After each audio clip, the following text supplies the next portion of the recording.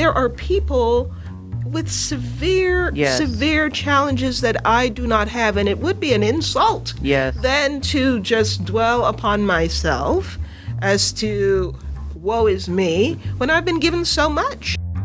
That was Karen Bravo, Dean of IU Robert H. McKinney School of Law, and this is IBJ's The Freedom Forum with Angela B. Freeman.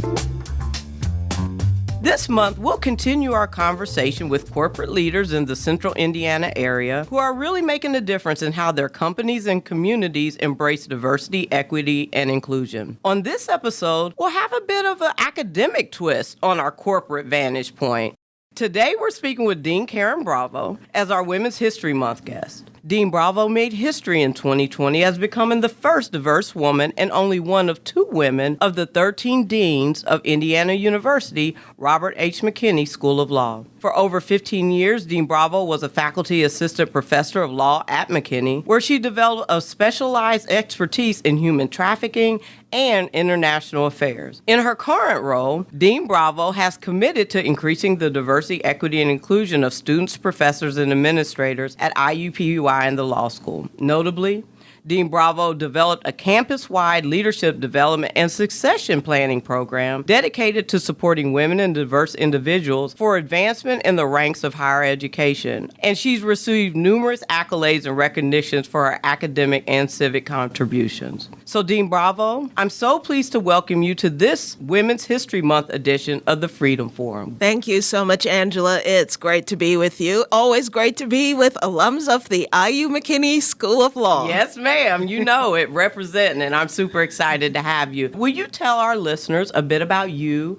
your educational and professional background, and any other personal factors that led to you not only becoming an attorney, but an academic, a teacher, a law professor, and an inspirer of students? How much time do we have for that question? How far back do you want to go? Whatever you'd like to share, we want to hear. I'm Jamaican, grew up in Jamaica, went to university in Jamaica, as we call it. You call it college, before coming to the U.S. So some of my background, if there are any Jamaicans, or I would say, hey, yardies out there, just saying hello. I went to primary school, St. George's Girls' School, then high school, St. Andrew's High School, before going to the University of the West Indies, where I studied languages. I actually studied French, Spanish, and German, and my idea was that I was going to become a globe-trotting linguist kind of a person. It took a while being in the U.S., including working at a law firm in a support capacity, that I decided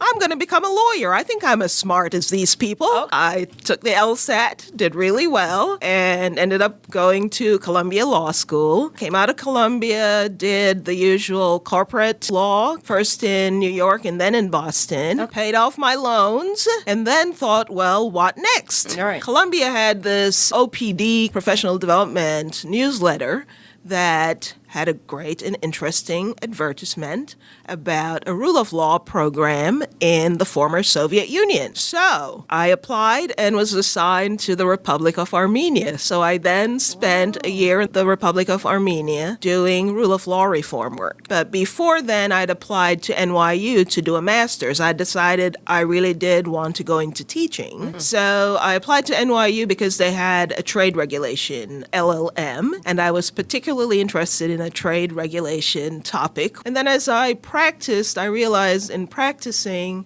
and finding what was the thing that brought you joy, understanding and learning more about the practice of law was gratifying. But there was something about being in law school and just getting deep into topics, the whys and the hows, that was not satisfied through the practice of law. Selfishly, being an academic, I can keep learning all the time. Yeah, sure. And whether in teaching a class, I'm still learning. Right. Because teaching the same subject year 1 versus teaching it year 7, you're learning along with your students. The questions that they ask also help you to develop and deepen your knowledge of the topic. I know friends who are in academic settings, and they have conveyed to me there are a lot of political challenges in the academic world with regard to career advancement, particularly for women and diverse women. I'll point you to a concept of invisibility and hypervisibility. Yes. We're actually reading, as part of the Dean's Leadership Council of the IUPUI campus, a book called Presumed Incompetent, and it's a second volume of chapters by women of color, academics, variety of disciplines. Sure. And they talk about that experience or those different experiences, the concept of being picked to pieces in order to fit into the circumstances. You have to take away or discard parts of yourself. For myself, I'm going to say I think I have been lucky because I have observed and experienced things, but I've tried not to dwell on them. As a new law professor, going to the American Association of Law Schools has a conference each year for new law professors, really to get people acquainted, give them tips, you going into teaching, Sure. scholarship. Along with that, there was a separate conference for new law faculty of color. And one of the pieces of advice was, don't talk in faculty meetings, because you may think your colleagues are talking about this subject, but really it's a subject that came up 5 years ago. And so this topic is by proxy. Spend a bit of time observing Right. before Yeah. getting engaged. And so I very much used that tactic to observe what was going on. I think one of the things that faculty members of color, both male and female, is being in the classroom and the expectations of students. Have your students ever had teacher and instructor of color, whether in K through 12, Right. college, or now in law school? Are you the first person that they have had? And you are female and black? Whatever kinds of stereotypes that come with that.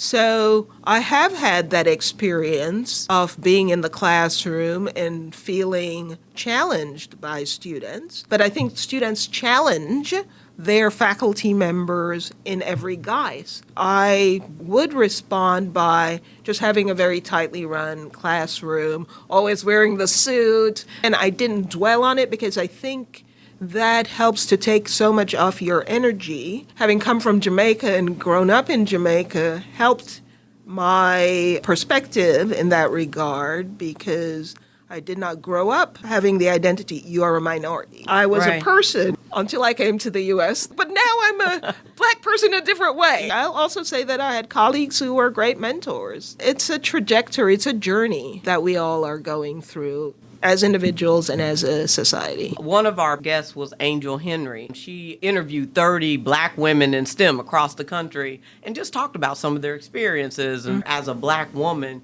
you can sit in a room and feel like nobody sees you. You've made a comment, nobody even acknowledges you're completely invisible.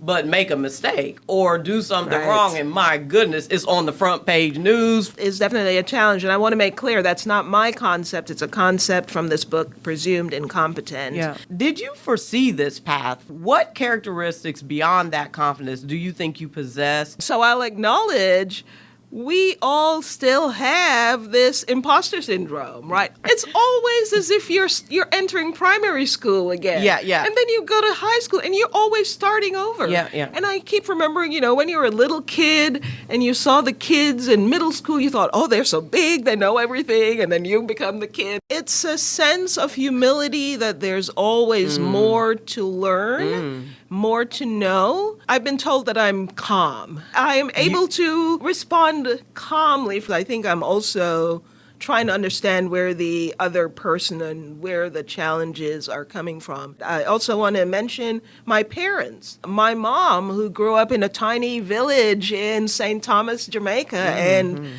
met my dad in Kingston, had her 3 kids, and we were supposed to be doctors, by the way. So I was a huge disappointment. Yeah. Not becoming a doctor, Yeah. and I think only becoming dean. Then finally, I'd accomplished something, right? Just now. But always, it was education and hard work. Always. Yeah. My mom taught us as we were growing up, you just didn't go to high school. You had to take a test to decide where you're going to go to the good high school. And so every weekend, she taught us so that we could take this test. All her kids succeeded. Her 3 kids went to the high school. All of them got bachelor's degrees. And that's the fundamental thing, that you continue to persist. I think that has helped me. In addition to, of course, I keep mentioning mentors. You can't do it on your own. That's right. If you don't have folks who see something in you. Yeah. I didn't see myself as a dean. I was very happy to be a faculty member, got tenure, and then, of course, I started getting other things to do. I got involved in the Next Gen program, in creating that program, and you begin to see that it is possible for you to help develop structures that help others. Right. And I think that was the start of my journey into administration, that I was tapped to do something. I wanted to do it well, sought out leadership training, helped develop leadership training and succession planning on the campus, and it snowballed from there. Yeah. Now, how to keep joyful? How can you not be joyful when you realize we are privileged? Absolutely. I'm living a privileged life no matter the challenges that I may have. I keep going back. I grew up in Jamaica. I saw real poverty. It still exists. Yeah. It still exists here. And I look around the world, the challenges that we have now. There are people with severe challenges that I do not have, and it would be an insult then to just dwell upon myself as to woe is me when I've been given so much. That's right. Yeah, with this little baby born in, the hospital in Jamaica. How did she end up here? Right. I don't know. That's right. How did she end up here? So that is a perfect example, and you said it earlier, is humility. Humility is absolutely tied to joy. Because if you stay humble, right, and are thankful for what you have rather than focusing on what you don't have, it's very easy to stay joyful, right? It can always be worse. You could always have less. You could always be in a worse position or a worse place. I mean, and I think some of the things that are happening in this world, my goodness, right now, if it doesn't make you realize how privileged and blessed we are just to be able to walk around, right? Yes. Just to be able to say, I don't agree with you. Yes. And not have to worry about getting locked up or, those minor things. What we've learned and what is clear is things aren't always going to be that way, right? No. I'm seeing things happen right now. Yeah. And in these last 3 and 4 years, I never thought I'd see in my life. We are together on this little blue planet. Right. There's more that joins us together than pulls us apart, and that's what we really need to understand fundamentally, that love of humanity, but not only humanity, love of our planet, love of beautiful nature around us. Let that seep in, I think, is a way to continue to keep joy. We want to congratulate and celebrate you in this historical role. I think just having the opportunity to get to know you over the last few weeks and months, you are absolutely a calming force. There are some wins, right? There are some things to be celebrated. You are someone, again, who's local and are doing big things that haven't been done before. You also know, like I do, I'm sure, that President Biden recently nominated Judge Ketanji Brown Jackson from D.C. as the first Black woman on the U.S. Supreme Court. First ever, first nomination. Even that, to me, particularly in a time where democracy as an institution is being globally and domestically questioned and tested, the fact that we can still get there, right? We can still have such a historical nomination. What would you say about the negative reaction? And I can tell you, I personally was offended by that. I will say I was not personally offended. I saw it as a tactic. It's a tactic and a strategy to attack this woman of color, then unknown, because of the high stakes of the Supreme Court. It's a piece of the rhetoric that, unfortunately, we have in this country. Why did I not get offended?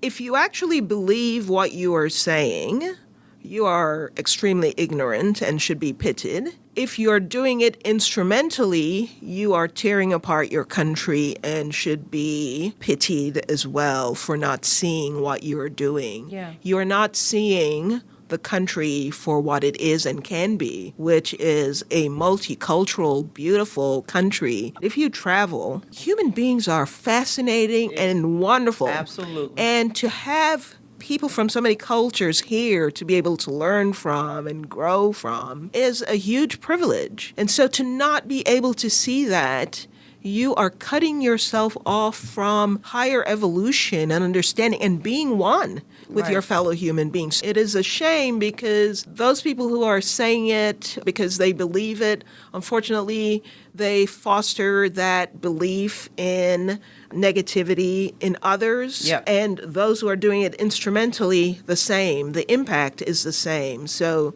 it's worse because they are inculcating in the culture, they're continuing to bake into the culture this sort of dominance and hierarchy of race. Right. As I was coming over today, I was thinking of a quote from a Bob Marley song, "Until the system that denominates one race inferior and another inferior is finally and permanently discredited, everywhere will be war." And he was singing about the apartheid in South Africa, but until that philosophy is ended, we will not be at peace with each other. We won't be coming together to benefit ourselves or descendants, our planet. And unfortunately, that's the sort of attitude that we see displayed. Even more and more today. But in a sort of hidden way, because it's officially not accepted to say that one race is inferior and another superior. But by using coded language, you put forward that philosophy. And of course, now I'm reading Isabel Wilkerson's Cast. We have to think our way out of it. We have to educate our way out of it and realize that, or hope, I keep hoping, knowledge, education is the path forward. Yeah. And really seeing the humanity in all of us. Yeah. And seeing the beauty and the difference, Yes. And having perspectives that help to illuminate. Maybe you've got a problem and you're looking at it, and someone with a different perspective comes in and blows it apart because they've got an insight from their culture or their upbringing that we otherwise would not have had. Yeah. Dean Bravo, you have expertise in human trafficking and exploitation, and we know that many of the women and girls involved in human trafficking are from underrepresented populations, whether they're Black women. I know I have stats here that says about 40% of victims are Black women or Black people. Latinx is a major. And then we have, all diverse populations, including indigenous people, people of color, immigrant, and LGBTQ plus individuals who also are often victims of human trafficking. As I think about this craziness that's happening in Russia and this Black female WNBA all-star who's caught over there in what seems to be just a political mess. Some of the craziness in my head goes to what awful things might they be doing to her, and particularly because she is a openly gay Black superstar. From your legal expertise, how does human trafficking and international law affect lived experiences of diverse women, particularly here in Indiana? When we say human trafficking, what do we mean? I think very frequently when we say human trafficking, immediately the thought goes to sex trafficking. Yeah. And I would say to my students, well, sex is sexy. So we spend, as policymakers, as legislators, as the public, focusing on sex trafficking, which, yes, I agree, it's horrible and we have to address, but we have to address exploitation writ large. So in human trafficking, you're talking about not only sexual exploitation of the vulnerable, but also labor trafficking, forced marriage. The varieties of forms of exploitation are infinite, unfortunately. Sure. The big difference between human trafficking and slavery, and this is an area of research for me, human trafficking is illegal. So there are laws, international laws to prohibit human trafficking, and domestic laws. That contrasts with slavery, which was legal. So one would think, as someone who is trafficked as a human being, if I were to escape the person who is trafficking me, then I would be rescued. I'd be rescued by the society. It's not that simple. The trafficker will say to you, let's say you are an undocumented immigrant. Sure. If you go to the police, you're going to get deported. And furthermore, I know where your family lives, right, your parents, whatever. And it's true. You go to the police, you're an undocumented immigrant, you may be seen as the person who is committing a violation of law. Right. So how do our laws protect the vulnerable? Do we see beyond the kinds of activities that we've criminalized to protect those who are actually subordinate in that relationship? Right.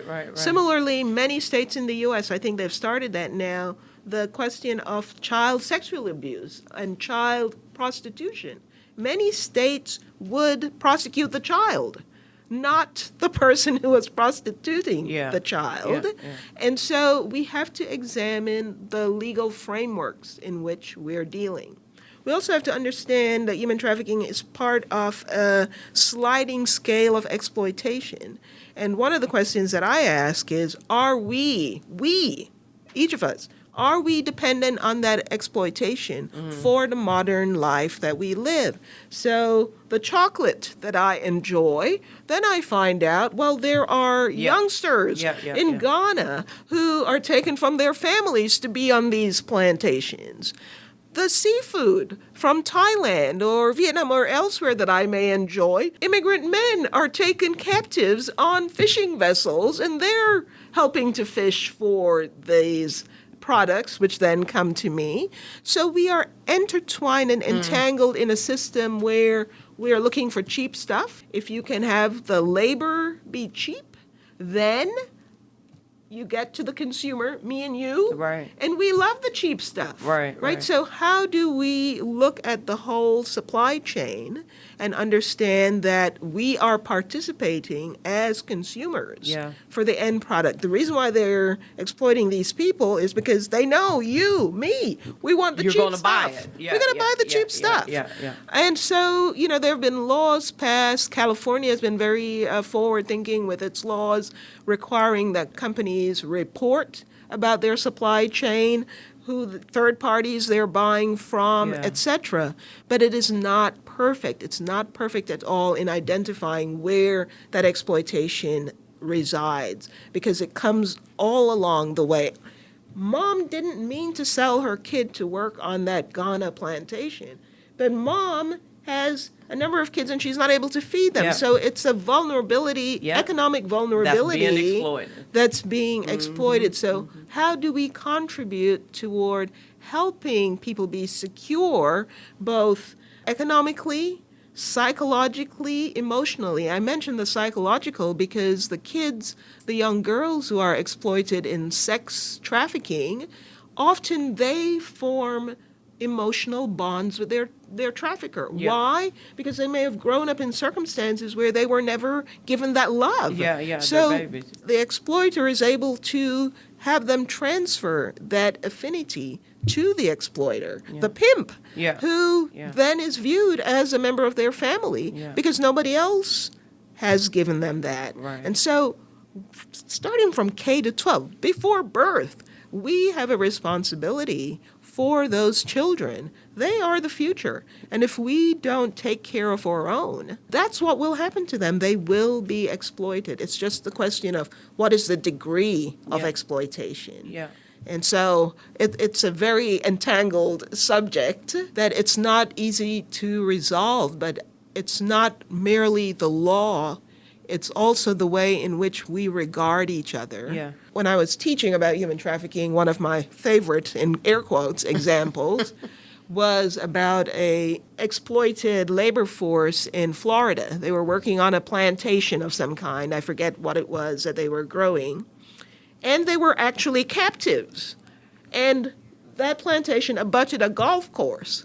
So the people on the golf course would see folks working on this plantation, but it never occurred to them that they could be prisoners because they were Latinx. Of course, I expect the farm workers in Florida to be Right. Latinx because you've got this guest worker program. So they're right before your eyes. Right. And you can't see them. Right. Because, once again, that stratification of, I expect you to be in a certain Right. environment. Right.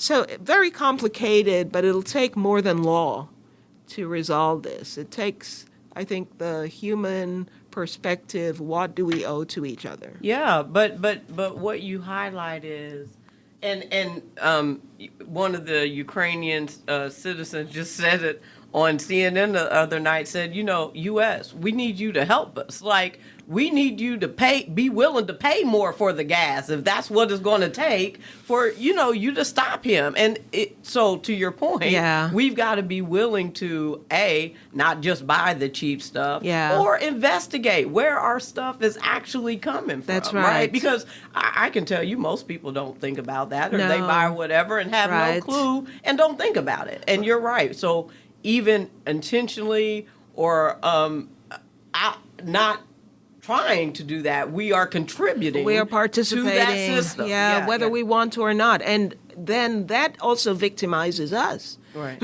Because we then feel helpless. I'm just a cog in this wheel, because how can I actually stop this? So I'll raise another example. Do you recall a few years ago the Rana Plaza tragedy, which was in Bangladesh, I believe it was, where the factory collapsed. It fell down, right? Yeah. And hundreds of women were killed. Right.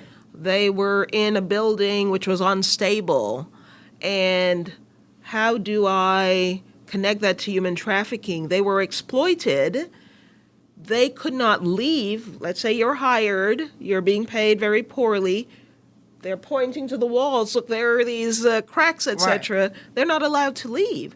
And how is it connected to us? The labels, right? They were producing clothing.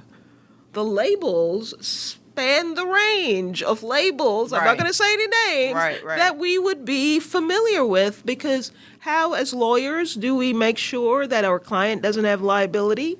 I'm going to have third-party suppliers, aren't I? And I'm going to have a contract, and I'm going to say, third-party supplier, you have these responsibilities. Right. And when the lawsuit comes, I say, hey, it's not me, it's the third-party supplier. Right? So that's our system that allows this to happen. But it's extremely entangled. Now, for today in Indiana, where are the children going to be fed?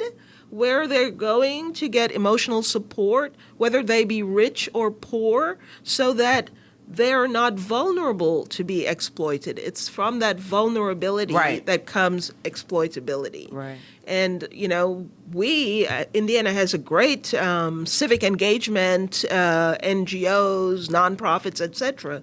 The government, this is where we should be engaged. The future of the city, the future of the country is with the children. That's right. And, we need to flip our focus. Priorities. Yes. Right. So Dean Bravo, so we've kind of alluded to this in this conversation, but we're all aware of what's going on in Ukraine. I've literally watched bombs. I never thought in my life I would see, like, literal bombs falling. And quite frankly, part of me is just like, really? That just seems so old school. Like, we still dropping bombs? Like, you're still doing that? That's a thing? Yeah. It seems just so past world, like we are so far beyond that. But yet we're here. And we are witnessing this in real life. You and I have talked, again, you're a professor and legal scholar in international law. So you tell me your thoughts around what's currently happening, with the Russian invasion of Ukraine, the role you believe the U.S. and the international community plays in, resolving this or making this come to an end. What is our role here? Because I can tell you, all the wars I've seen are in history books. I don't know anything about current, real day, like it's happening right now. Mm-hmm. But I do know, I'm sure I represent so many others who, are fully uncomfortable with just watching women and children fleeing. I mean, I'm thinking about what I would do, if I just had to, in a moment's notice, pick up whatever you can and run for your life. Run for your life. Oh my goodness, Yeah. it just makes my heart sick. So, what are your thoughts here? Well, we're seeing a tragedy in the making on a number of levels, both the tragedy of the impact on the civilians in Ukraine, the assault on Ukrainian statehood, its existence as a legal entity, as a state under international law, is being assaulted by this invasion. In addition, we are seeing an assault on the post-World War II order. Right. Now, when I teach international law, I say to the students, I'm sorry, but I'm going to be talking about World War II quite a bit. And why is that? World War II, we have the aggression of Hitler, we have the Allied countries coming together, and then we have the formation of the United Nations. Right. Why is that important? The purpose for the United Nations was to try to ensure that there would be no more war. Right. So one of the strongest prohibitions within the UN Charter is the prohibition on the use of force. A country should not use force against another country. The only exception, self-defense. And there really were discussions whether one should even be able to use it in self-defense. Right. Because as you can imagine, and as we see today, I can cast anything as self-defense. Right. So that was the intention back in the 1940s, post the horrible World War decimation of Europe, and we, the U.S., fully engaged in the drafting of the UN Charter. And it set up a structure which was to help prevent future wars. Now, as I also say to my students, of course I can look around and see there are breaches going on all the time. Sure. The scope of this breach is particularly egregious because Russia is a member of the Security Council, Right. a permanent member of the Security Council. Right, I've heard this being discussed. Right. How can they sit on the Security Council and do this? This is the irony then of the UN, in that the UN, in a sense, freezes in time the power of those countries at the time of 1944, 1945. So who are the permanent members? Russia, China, the U.S., France, and the U.K. And one would say, where is India, for example? Where are African countries? Where are countries from Latin America? Recall at that time, most of them were colonized. Right. So they're not there. So these 5 permanent members have the power to veto. Wow. If there were a Security Council resolution, we condemn, and therefore it is illegal, this military action by Russia or this military action by China or the U.S. or any of the following. Right. I have a veto power. Right. So the law, international law, doesn't help us. Right. Because they're able to, protected. yes, they can veto the resolution that would condemn themselves. So that, though, has been a way to restrain those permanent members because there are also other rotating members of the Security Council. And so the permanent members, too, would have to defend themselves within the Security Council chamber.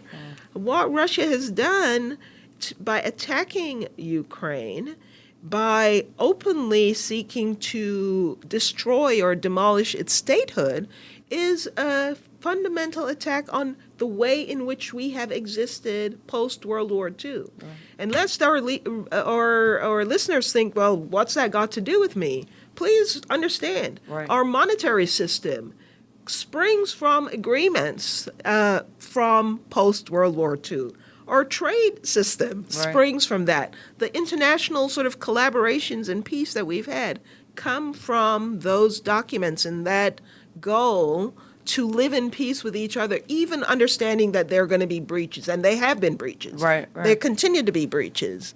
But this is a really open aggression against that order. Now, what can the U.S. and other countries do? Does violence beget violence? Will answering it with violence create even more violence? I think that is the conundrum because as these states And not only the permanent members, but other states have acquired nuclear weapons, and they've acquired other armaments. The capacity to destroy each other has increased. And that was part of what the UN Charter was about. Let's agree not to destroy each other. Right. So I think this is taking us on the brink, because the NATO countries, and the U.S. is part of NATO, they were formed to help protect Europe from the USSR. The USSR no longer exists, but President Putin seems to be trying to recreate it. Right. By taking Ukraine. And what can these members do? I think by coming together with the sanctions that they've imposed, and let's also point to the sanctions imposed by non-state actors. All the I saw, a cat fancier association that said no Russian cats or cat owners can participate in. I mean, these, that's the extreme, but these actions to demonstrate that this behavior, this breach, is very serious. I haven't seen it on that personal non-state level before. And I'm hopeful that it's going to have an impact. I think it is scary that Putin has talked about nuclear weapons. Mm-hmm. And they've locked down the Ukraine nuclear power plant or whatever. It's mutually assured destruction, right? We're back to Cold War and all the things that were put in place to try and prevent the mutually assured destruction. Which seems just so... It just seems like in a flash we have reverted back into history. It's crazy. Yeah. And where do we go from here? You can't, this is my thought is you can't just hit somebody in the mouth and expect that they're not going to retaliate or do something. Right. I don't know how you do as much as has been done already and hasn't ceased yet. It hasn't ceased yet because he knows, as do the international lawyers, foreign affairs, international relations people, realize the big flaw in the international system, well, some people would say it's a flaw, is that there are no enforcement mechanisms. Right? So think about in domestic law. I would say to my students, what if I'm speeding on the highway? A police officer comes along, gives me a ticket, I got to pay the ticket. In international law, frequently, if there's a breach, there's no way, even if you find under law, you take it to the international court and you're found to have violated. How do you enforce and create remedy? It's difficult because you're talking about a country, you're talking about a state. That's right. Especially a powerful state. So I may be able to enforce it, let's say against Jamaica. Let's say Jamaica goes crazy and says, I'm invading Cuba or Haiti. It's easy to enforce it against a small, less powerful state. But when we talk about the larger states, the armed states, it's much harder to enforce international law, which is why diplomacy is the better way to go.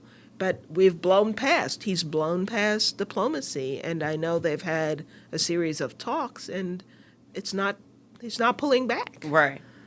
So I too do not know where this ends. Yeah. Well, and it seems even more problematic and troublesome for me because, Putin and President Xi in China are, BFFs evidently. And so, what's the phrase? The enemy of my enemy is my friend, right? Mm-hmm. So when you start talking about these, major global powers who, may have their own challenges, but have a common enemy or a common, nemesis in the U.S., it becomes problematic. I mean, as I think about, what could happen, things could get really ugly. Not that they haven't already, but for the mainland and U.S., pretty easily. I think it can get pretty ugly for everyone. I don't know, though, that China, which has been successful as a country pulling itself out of poverty, and for the most part, its isolation as part of this post-World War II order. Right. China joined the WTO to take advantage of those new trading regimes. China is active in international organizations. Does China see an advantage in a world order that is now broken? I don't know. It would be great if China were to use its influence, though, Right. to speak with Russia to say we're not in support of this, right? Because China has been very much as well about sovereignty, Right. It always talks about sovereignty and its statehood. What Russia has done contravenes those concepts of Right. sovereignty and statehood. Right. And I'll throw in another concept, which is the concept of self-determination, which came also after World War II, the idea that a people had a right to determine their future. And this was very important in the post-World War II, post-colonization era. Right. So at the end of World War II, the vast majority of the world was in colonies. Right.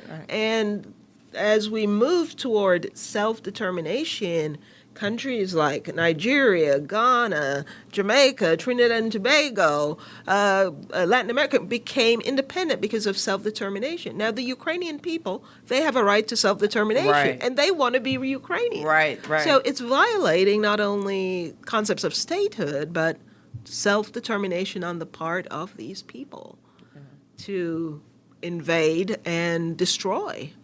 Invade and destroy, and my concept is and for what? Like, to go take these people land and have them, bow down. I mean, it just seems so retrograde. Caveman. Yes, like retrograde. What? Yes, Yes, it really, really does. Yeah. And so it is just challenging, and it is bothersome and worrisome that.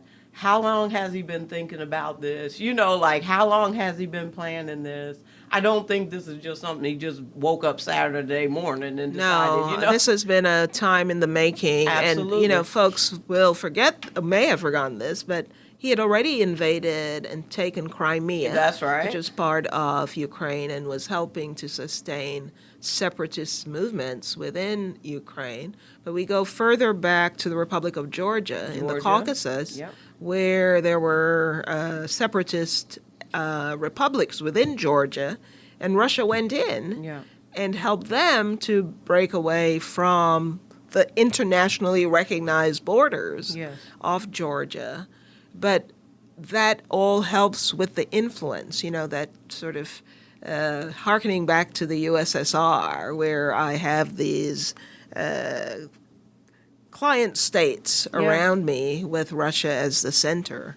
Well, I think what is so troublesome for me is all this is, going down or jumping off when America's democracy is in such flux, right? We just had January 6th happen, a year ago, where, internally we have questioned our own democracy and challenged and tested. You now have this rise of autocracy when democracy, which has kind of been the understood and accepted, institution, is now not looking so strong.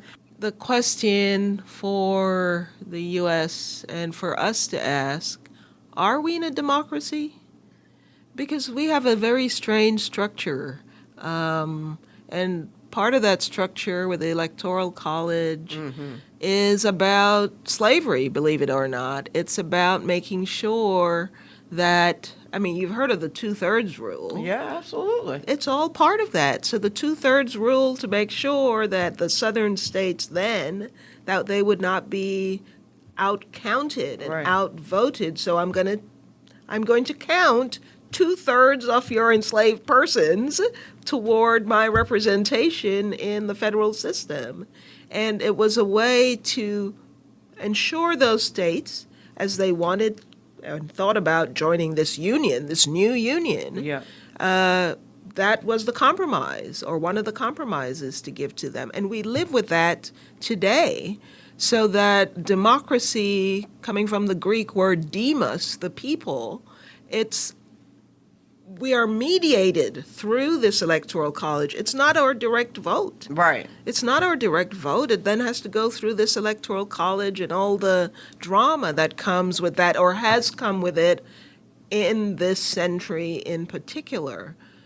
In addition, the kinds of activity of limiting people's ability to vote also stems, I'm sorry to say, from the colonial era. The colonial era, the people who were supposed to vote were white men. Yeah, that's right. Off certain property. So the concept of recognizing the right to vote of everyone, women had to fight for a long time to even have the right to vote.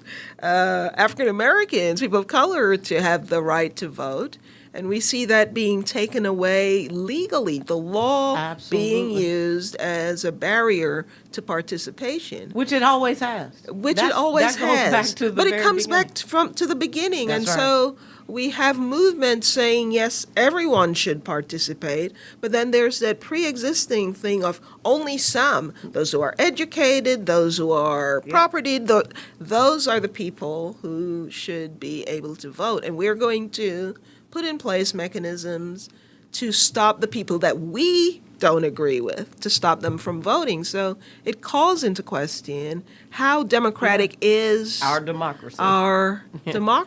And the further we go to limiting access to the ballot, then it becomes performative. We're performing democracy, but it is not really democracy.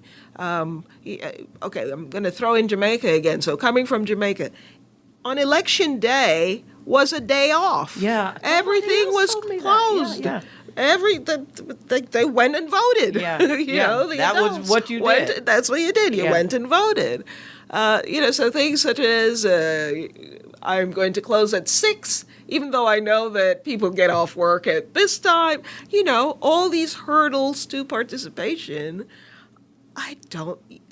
It's a power thing. It absolutely is a power thing. It is a power thing. And it's a reversion. We are literally watching our democracy be reverted back. The liberties and the freedoms that so many people fought for are being, covertly. It's not a big, it's not all in your face, but just covertly, state by state, they're reverting that back. It's very challenging to think about as well the way in which now we are members of the bar, right? We are officers of the court. Absolutely. We have a responsibility for justice.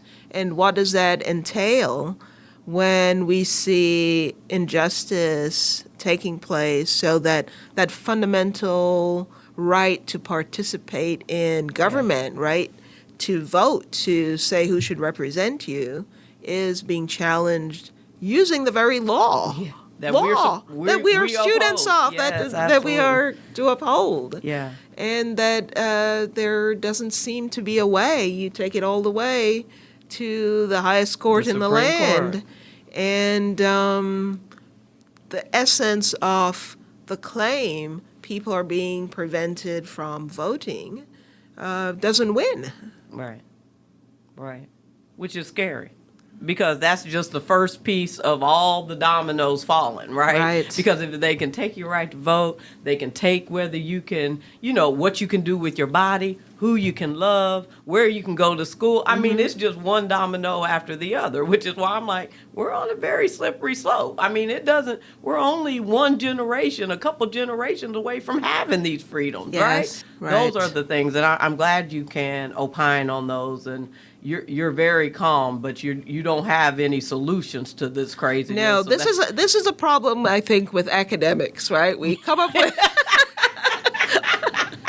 we can talk about it all day. We identify the problems, but we also identify the problems to getting to the solutions. So what we want is problem solving. Right. Maybe that's the difference. The academics goes in and they talk about all the different things, and they don't come up with a solution. But to your point, I apologize to my fellow academics. They will tell me that no, there are solutions within our literature. Well, but the point is, we're in a place where there are no easy solutions, right? There's no easy solutions anymore. We're in a place, and that's to all the problems, right? Like not just the war in Ukraine or COVID or like it's everything. We've gotten ourselves to all twisted up in a pretzel where there are no easy solutions to anything anymore. Right. And that's a lot because people are not working together and people are not seeing the humanity in each other and wanting the best for each other. Right. Rather than absolutely, I want you to fail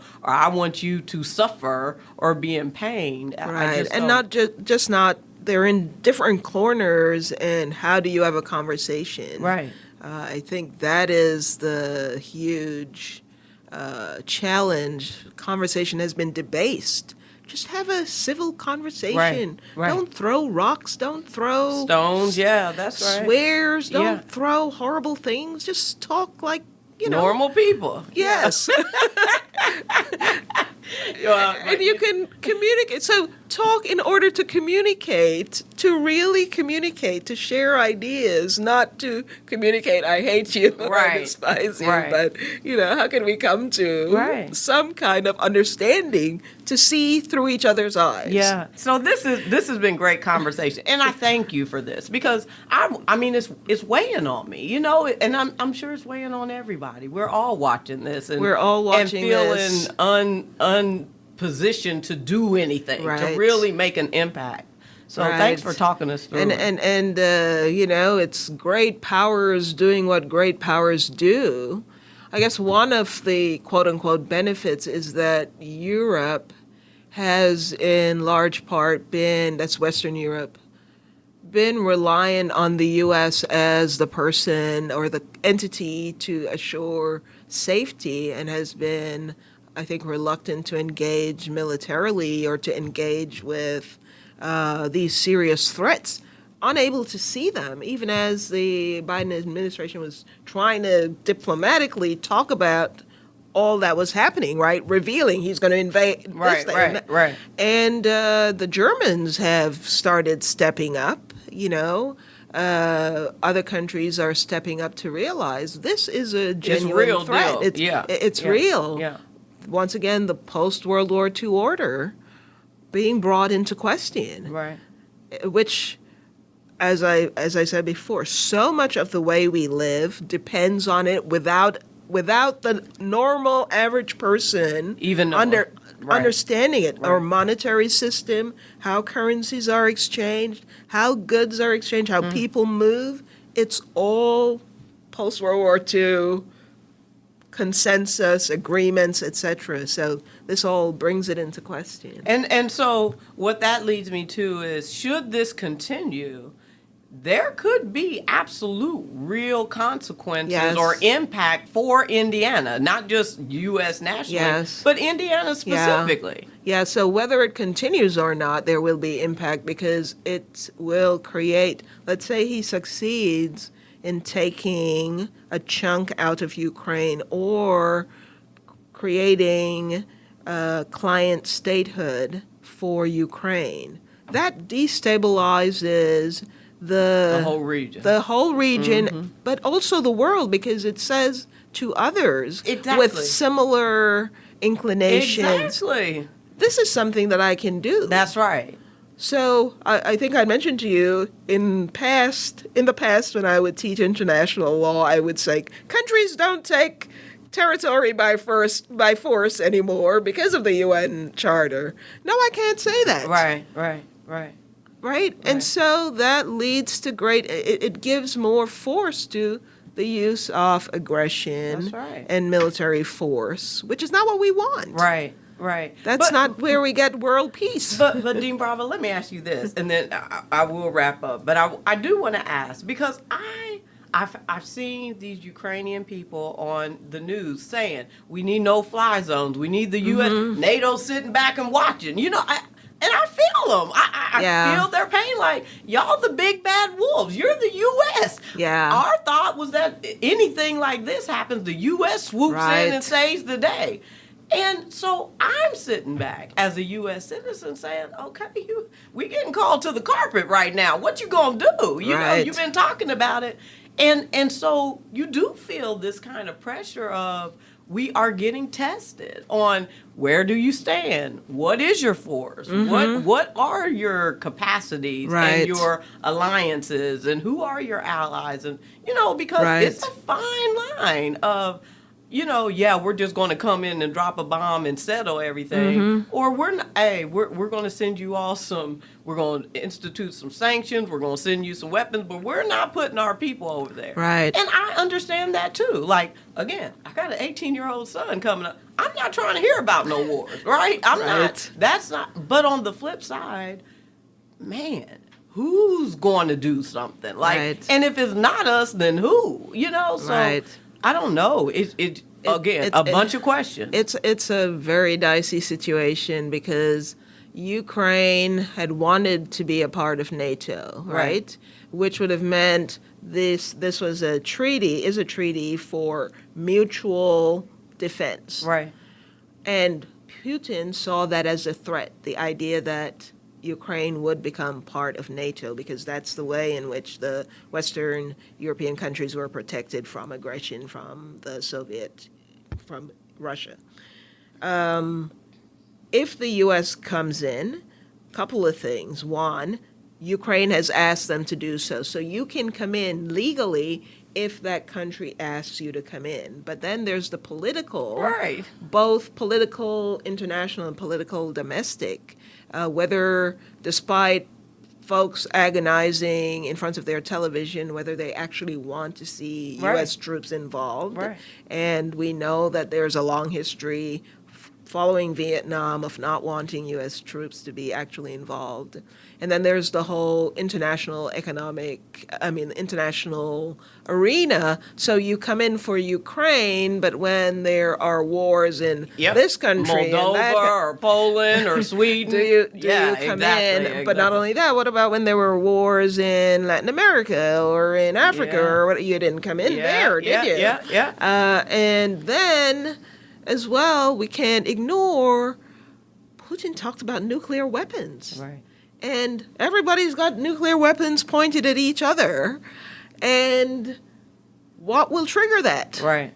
So I'm sure I would not want to be in the decision maker's shoes. That's all I'm saying. Because there's so much to weigh. And of course, hindsight will always be 20/20, and we will all say you should have done this, and should have done that. But to actually make the decision, so many factors to weigh.